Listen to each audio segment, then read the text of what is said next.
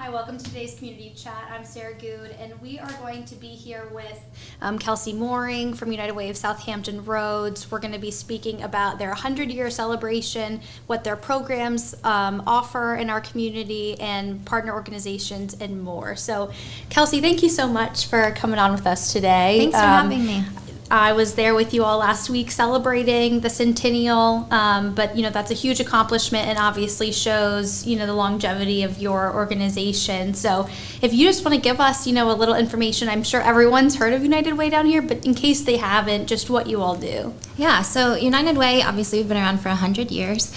And our mission is really to bring people and resources together to solve big problems in our community. So we like to look at the real root causes of issues and look at problems that are so big that we really need multiple people around the table to solve them. So we're looking at things like poverty, homelessness, food security, and for us that really focuses on the building blocks of self-sufficiency, which we consider to be health, education, and economic mobility or income. And so that's really where we focus our efforts, and that has changed over time because we really believe in adapting to kind of what the community needs are at that time. And so over 100 years that has changed as the times have changed, but the way in which we do that has always been about collaboration and working with community partners. And a lot of what you all do, and you just said it in your pillars, but mobile mentoring, helping people more long term, and then also you all do help with short term. So I'm going to ask later about helping with the tornado and different things that pop up in our area. But I wanted to start. Is there a little history that you can give us, or sort of talk to us about the beginning, maybe of United Way? Yeah. So obviously we started in 1923, and we started as the Community Fund, and our name has changed multiple times over the years, but it was always about collecting community funds and then distributing them to nonprofits across the community. And so during World War II, we actually became the War Fund, and we were supporting those who were serving overseas. In the 80s, we were collecting funds and distributing them to organizations that were fighting AIDS. And so it's always been this common thread of responding to the needs at that time. And then about 20 years ago, I think, is when we adopted the name United Way of South Hampton Roads. And so we cover all of the South Side. So that's Virginia Beach, Norfolk, Suffolk, Isle of Wight, Chesapeake, and Portsmouth.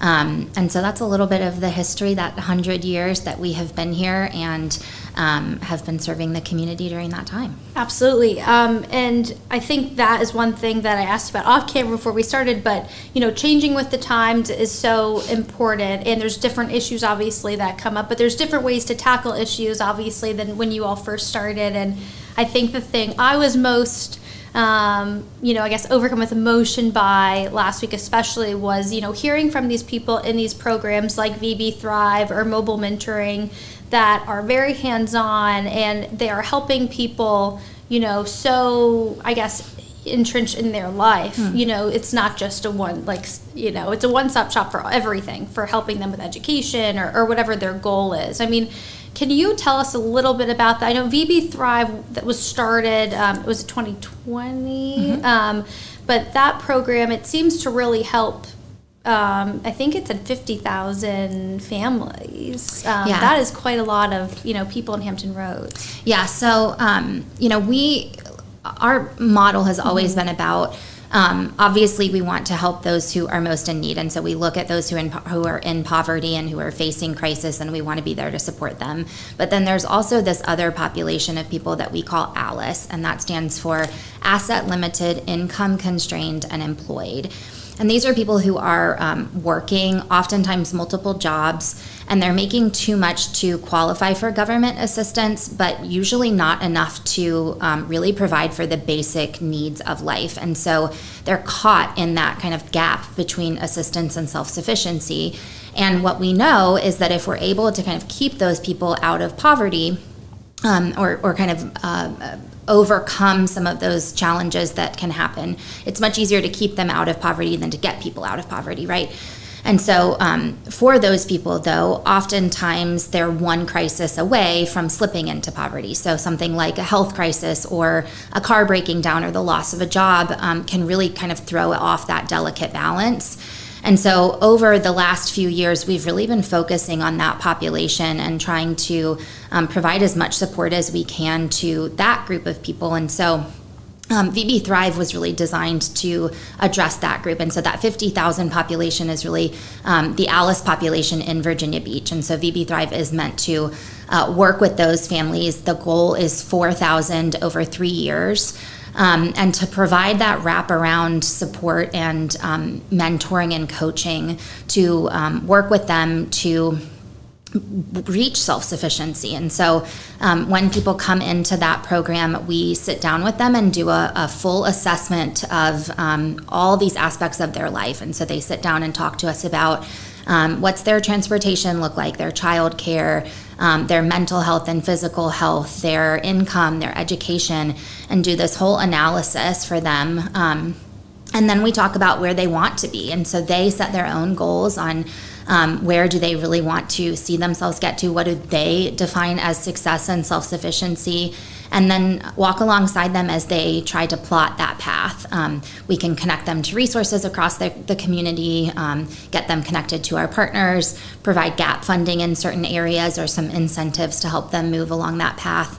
And what we find is that by providing that much higher level of support and more of that wraparound support where we're really not just giving them a handout but a hand up, they really reach a much deeper level of stability and self-sufficiency that becomes much more lasting. And are those with organization partners, in the community that help you with that education piece, that help you with maybe that economic side? Yes, so we work with a large group of partners. We have a couple of lead partners that we work with that help us with the mentoring aspect of that. So we're working with the Independence Center, we're working with Urban League, we're working with Catholic Charities, the Virginia Beach Community Development Center. But then we also have a number of other partners that we're working with to provide some of those resources. So Hampton Roads Workforce Council is one of those.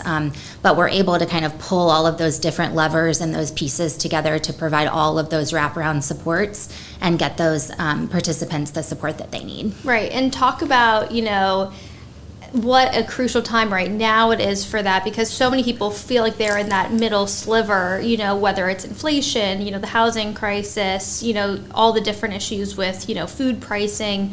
I think a lot of people I've spoken with this year in terms of whether it's housing or for kids or food banks, it's been that part of the population that might not be able to get assistance from some programs. Yeah, absolutely. And for a lot of the ALICE population, COVID was kind of that crisis that knocked them off their feet, and they haven't gotten back up. For some people, COVID was the thing that required them to then go into debt. They put their mortgage or they put different things on credit cards, and so now they're dealing with that, and that becomes kind of a long-term issue that they're facing. And so we are seeing the long-term effects of that, and it does just seem like things are a little bit harder now with inflation and certainly with the housing crisis.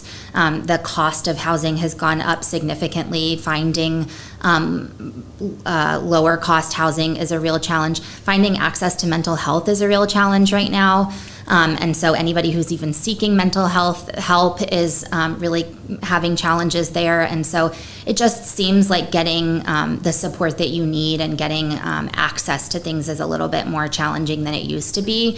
So by having a mentor and a coach that can walk alongside you and help remove some of those barriers, we find that these participants are a lot more successful.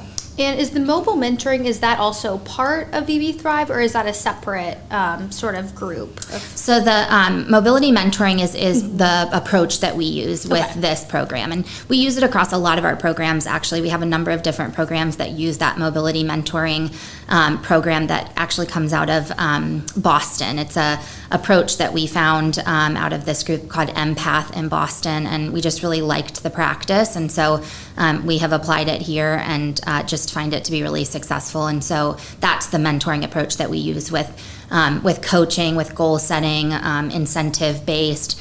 And it's all about focusing on the participant and their goals. So it's very different from the traditional case management model where you have kind of a prescribed path that you put them on, and you have to check boxes and things like that. With mobility mentoring, it's very much participant driven. And so they tell you what success looks like to them, they set their goals, and they lead that process. And are you still offering, for VB Thrive? Can people apply online? Is that still available? Yeah, absolutely. We are definitely accepting participants. Really excited to be. We still have that program going for at least another year and a half. Really appreciate the city's support of that programming. We got ARPA funding for that, and so people can go to vbthrive.org if they're interested in applying, and we'd love to get them connected. And just for anyone watching, there is some B-roll playing of the celebration last week, but also of the VB Thrive. I think it's from the opening day of that office, so you can see little aspects of what we're speaking about in video here in the conversation. I wanted to ask you, just because it's so relevant from, I guess just last week, which is hard to believe, but, with the tornado, you all stepped into action very quickly. Is that something where, whether it's COVID, whether it's another natural disaster here, you all do want to target a problem that is going to affect a lot of people in this area? Yeah, so one of the things that I am most proud of about United Way is that we want to be there where we are needed, and we really act as that safety net for the nonprofit community. And so we step up when we are asked to.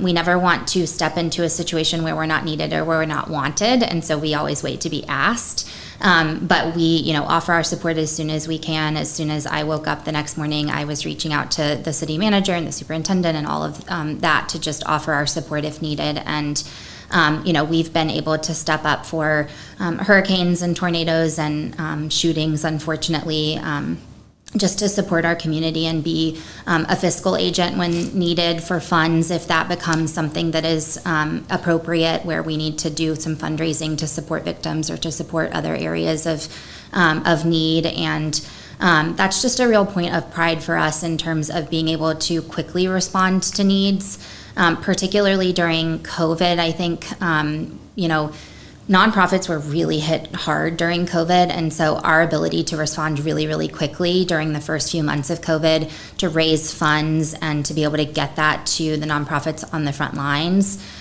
was something that was really critical. And obviously, standing alongside the city of Virginia Beach during the shooting that they experienced most recently with the city of Chesapeake. When they experienced a shooting, we opened a Hope and Healing Fund that we actually just recently released the funding from to support agencies that are doing work in mental health and violence prevention.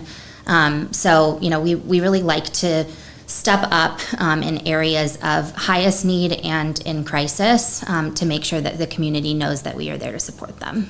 And I'm sure over 100 years, there's been a lot of different, events or crises that, have occurred. But, looking forward now to, the next 100 or at least the next few years, are there things that you all are trying to develop or trying to focus on, efforts on? Yeah. Mm-hmm. So, those pillars of health, education, and economic mobility are really our driving focus. And so VB Thrive is obviously continuing for the next year and a half at least, but I hope that is really kind of a foundation for us as we continue to grow that programming. We're getting ready to launch a Norfolk Thrive program in Norfolk, which will be similarly created. And so a little bit different and a little bit of a smaller program, but very similar in terms of the model of mobility mentoring. And I hope that we're able to kind of use the learnings and the data from that to then be able to take that to other cities. Same thing with the Hope and Healing funding. The design of that was that we would really focus the first round of funding on programs in Chesapeake that are focused on violence prevention and mental health, but then that we would be able to use whatever best practices we get from those programs and then take those to other cities. And so I do anticipate, mental health being a real focus for us over the next few years in our health pillar. Education has always been a big passion of ours, and so we are continuing to expand that. Norfolk has been kind of our hub for the past few years, but we've really been expanding into Virginia Beach and Chesapeake recently. We've been in Suffolk for a number of years, but Chesapeake and Virginia Beach have been a real focus area for expansion lately. And so I think continuing to work on those efforts. Third grade reading is a real focus for us in early childhood education, because we know that those are real important targets, getting children that really good early start. And then we know that third grade reading level is just really important in terms of if they're reading on track by third grade, we know that they have a much better success rate in terms of graduation and being successful later on. And so focusing our efforts in kind of those early years is something that we plan on doing for the next few years. And so just a lot of exciting things on the horizon in terms of programming and partnerships, and lots of work to do, but a lot of exciting things ahead. And you all, help families, you help individuals. I think, with the WAVY Thrive, that's more family and individual focused, but thank you for bringing up, the reading, because you do work with a lot of kids. Yeah. And one thing I did want to ask you about before we wrap up here is for Something in the Water, and that was a highlight that you all shared last week, but, offering and helping with scholarships for people, whether they're, looking to go to college or looking to go back to school later on. Can you just talk a little bit about that partnership? Yeah. So we were lucky enough to receive a really generous grant from USAA. And so for the last couple of years, we have been doing this STEM scholarship program that focuses on Black students, because the data shows that there is a real discrepancy in Black students, and particularly Black females in STEM fields. And so in order to kind of work on advancing that, we are focusing on scholarships for those students. And so we've issued over 270 awards to those students, and so really excited, and their stories are just really awesome. It's these just neat students who are doing incredible things and studying, things like neuroscience and physics and all sorts of great things, and just have bright futures ahead of them. And so we were excited to partner with Something in the Water to highlight that.